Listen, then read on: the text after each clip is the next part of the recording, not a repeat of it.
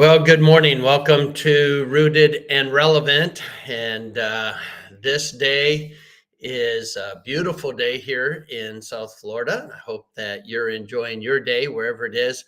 Remembering this, regardless of the weather, this is the day which the Lord hath made. We will rejoice. And that is a choice, and be glad in it. And knowing that we do not get to control and we cannot change the weather.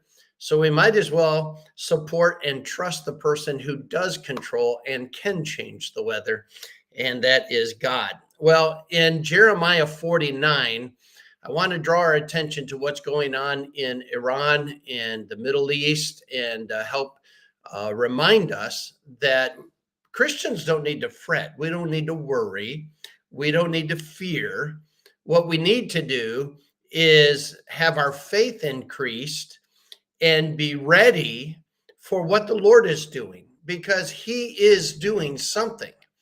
And so in Jeremiah 49, God is basically saying it doesn't matter the geopolitical arena. It doesn't matter the world power. It doesn't matter about the structure of the country, whether you consider them significant or insignificant. God knows what's going on in the world, and God is in control. And I find it fascinating of what is prophesied against Elam, which is Persia, which is modern day Iran. And so Elam was the center of all of their nuclear development in Iran.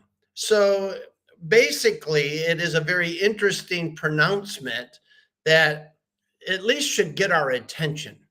And God says in verse 34, the word of the Lord that came to Jeremiah the prophet against Elam is the beginning of the reign, in the beginning of the reign of Zedekiah, king of Judah, saying, thus saith the Lord of hosts, behold, I will break the bow of Elam.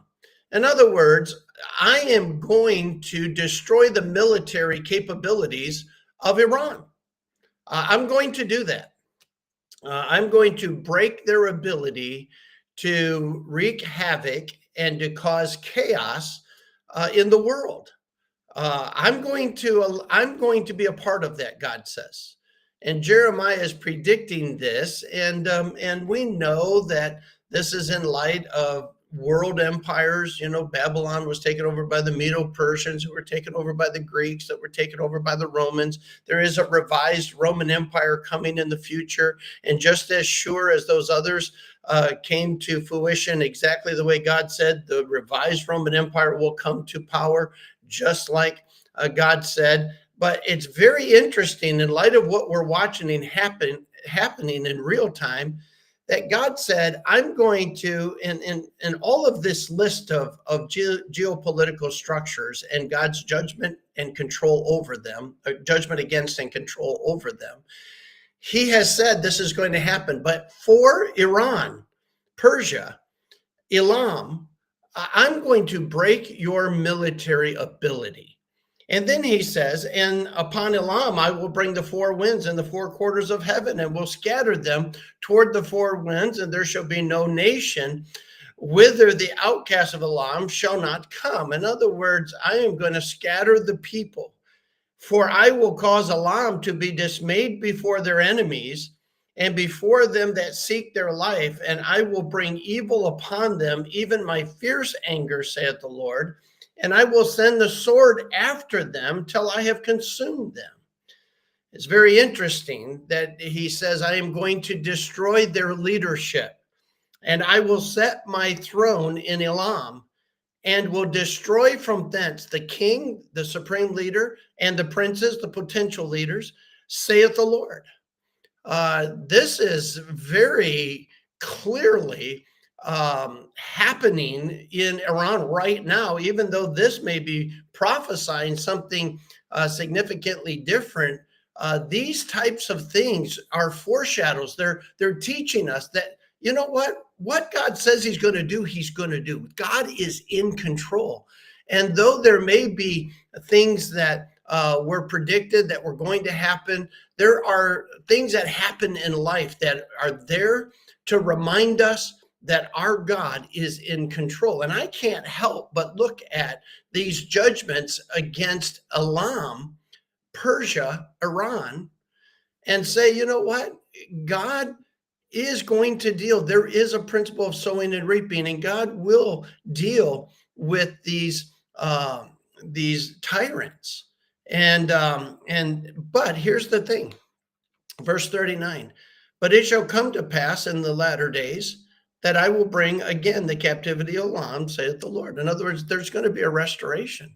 As I said yesterday, Iran's not going away because they're gonna side with Russia and the allies against Israel at the end of the tribulation period. We know that.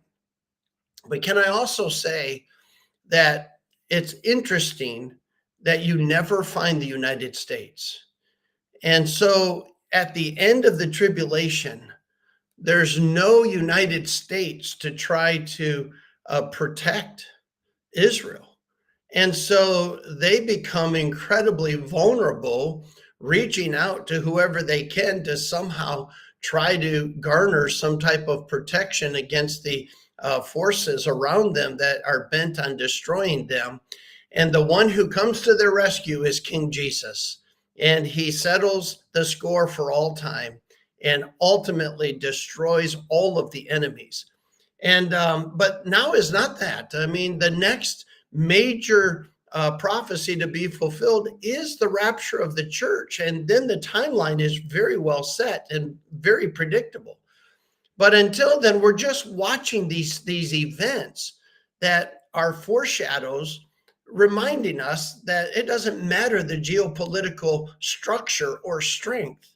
Our God is working, and he is doing things that and allowing things that are according to his will and his timetable. And we can confidently, as we watch certain things unfold, get excited about the fact that our time here is always going to be temporary. And most of us would rather be taken up with the upper taker than have to go by way of the undertaker. And so I would say, let's keep our eyes on Jesus. Let's keep our eyes on the return of Christ. Let's live our lives in light of his return. It could be very soon. We're watching events unfold according to scripture that remind us that God is able to do things exactly the way he prophesied. God bless you. I hope you have a great day. I hope that's an encouragement to you. I'll see you again tomorrow.